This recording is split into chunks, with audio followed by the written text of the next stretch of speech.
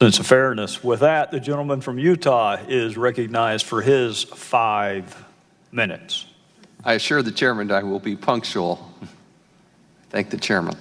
To both the ATF and DEA, I can't thank the men and women enough who are on the front lines doing the hard, difficult work with their lives in jeopardy on a regular basis. And I hope you both carry that back, and they know how much people root for them, care for them, and are concerned about them.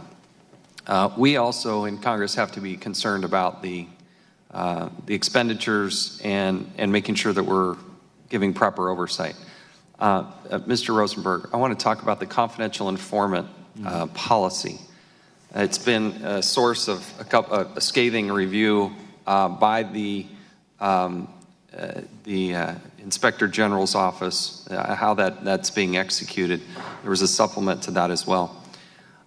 You have a confidential informant policy in place, correct? Which now meets the Attorney General's guidelines, yes, sir.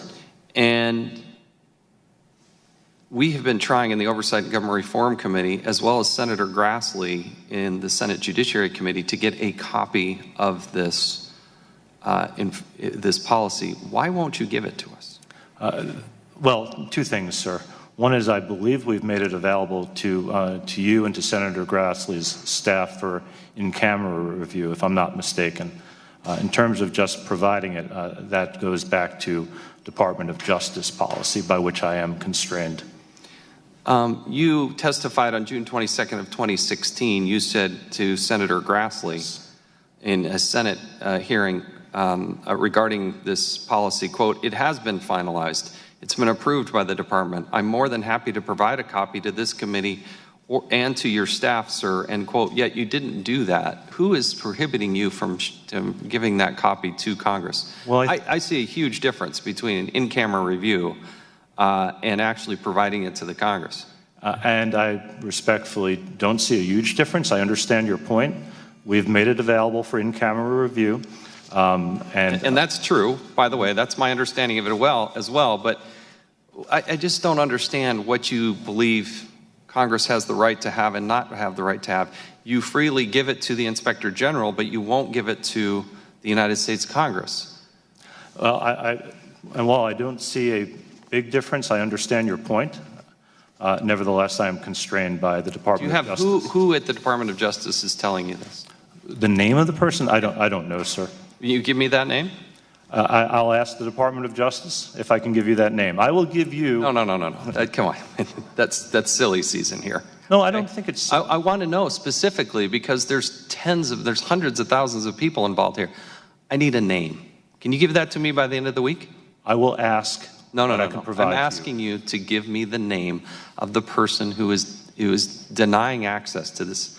Here's what I'm forced to do. We have a hearing next door in the Oversight Committee as well with your deputy, both of your deputies. Yes. We are issuing a subpoena. Okay. And so I see no choice. We've been trying to do this. Senator Grassley's been trying to do this. I've been trying to do this. Department of Justice doesn't get to hide things from the United States Congress. And there is a huge difference between an in-camera review, no notes, people looking over your shoulder. You can't, members of Congress have a very difficult time accessing that information.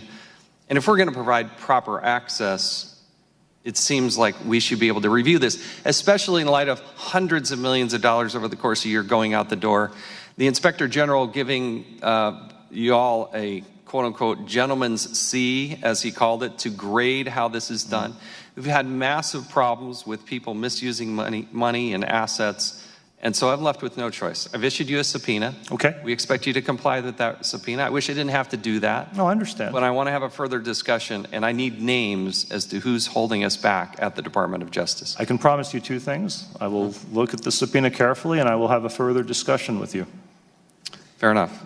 Mr. Chairman, I have plenty of time on the clock, but I'm happy